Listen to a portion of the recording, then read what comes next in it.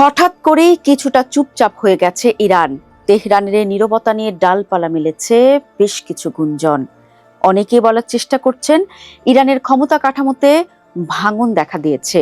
নতুন সর্বোচ্চ নেতা মুস্তফা খামেনির পক্ষ থেকে স্পষ্ট কোনো নির্দেশনা না থাকায় দেশটির কূটনীতিক ও নীতি নির্ধারকরা নাকি কোনো চূড়ান্ত সিদ্ধান্তে পৌঁছতে পারছেন না।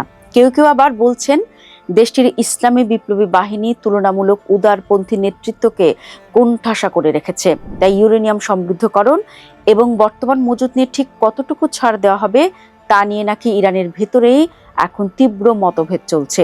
কিন্তু এসব গুঞ্জন আসলে কতটুকু সত্য? ইরানের ক্ষমতার অন্দরমহলে আসলে কি ঘটছে? তেহরানের নিস্তব্ধতা কি কোনো বড় ঝড়ের পূর্বাভাস?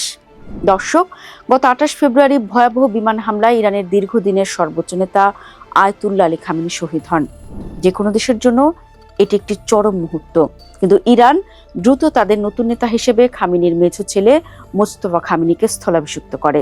এখন প্রশ্ন হলো, আমেরিকান প্রেসিডেন্ট ডোনাল্ড ট্রাম্প যখন বলছেন ইরানের নেতৃত্ব খণ্ডিত, তখন তিনি আসলে কি দেখছেন? ইরানের ক্ষমতার কেন্দ্রবিন্দুতে এখন আছেন মোস্তফা খামেনি, কিন্তু সমস্যা হলো দায়িত্ব নেওয়ার পর থেকে তাকে জনসমক্ষে দেখা যায়নি। শোনা যাচ্ছে যে হামলায় তার বাবা মারা গেছেন, সেই হামলায় তিনিও গুরুতর আহত হয়েছেন। মার্কিন গোয়েন্দাদের দাবি তিনি অডিও কনফারেন্সের মাধ্যমে দেশ চালাচ্ছেন।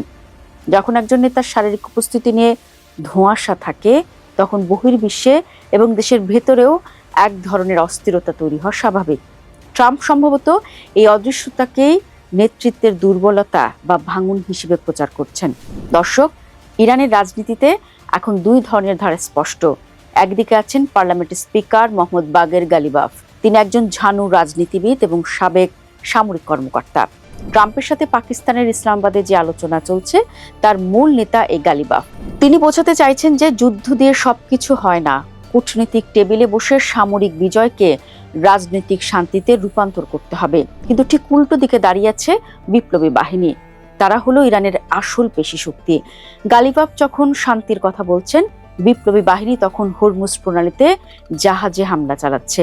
অনেকেই বলছেন এই ঘটনা প্রমাণ করে যে ইরানের কূটনৈতিক দলের উপর সামরিক বাহিনীর কোনো নিয়ন্ত্রণ নেই।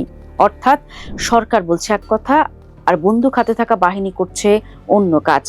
একে ট্রাম্প বিশৃঙ্খলা হিসেবে দেখছেন।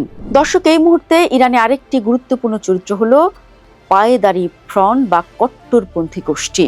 এরা মনে করে আমেরিকার সাথে যে কোনো আলোচনা মানেই হলো বিপ্লবের সাথে বিশ্বাসঘাতকতা। গালিবাফ যখন আলোচনার টেবিলে বসেন, তখন এই গোষ্ঠীটি তাকে বিশ্বাসঘাতক বলে গালি দেয়। তারা চায় না কোনোভাবেই আমেরিকার সাথে সমঝোতা হোক। তারা চায় ইরান তার পুরনো কঠোর অবস্থানে অটল থাকুক। এই যে অভ্যন্তরীণ কোন্দল, একদল শান্তি চায়, আরেক দল যুদ্ধ, এটি মূলত ইরানের শাসন ব্যবস্থাকে বাইরের থেকে ভঙ্গুর দেখাচ্ছে। কিন্তু এখন প্রশ্ন, ট্রাম্পের দাবিগুলি কি পুরোপুরি সত্য? ইতিহাস বলে ট্রাম্প সবসময় মনস্তাত্ত্বিক খেলায় পারদর্শী। তিনি দাবি করেছেন যে ইরানের সরকার বদলে গেছে এবং তিনি এখন নতুন একদল মানুষের সাথে কথা বলছেন। এটি আসলে ইরানের জনগণের মনে এবং সরকারের ভিতরে অবিশ্বাস তৈরি করার একটি কৌশল। তিনি অবরুদ্ধ ইরানকে এমন এক কোণায় ঠেলে দিয়েছেন যেখানে এক পক্ষ বাঁচতে চায় আর অন্য পক্ষ লড়তে চায়। এতক্ষণ যে ঘটনাগুলো বললাম, সেগুলি বিশ্লেষণ করলে দেখা যায় ইরানের নেতৃত্বে মতভেদ আছে ঠিকই, কিন্তু একে সম্পূর্ণ ভেঙে পড়া বলাটা হয়তো ভুল হবে।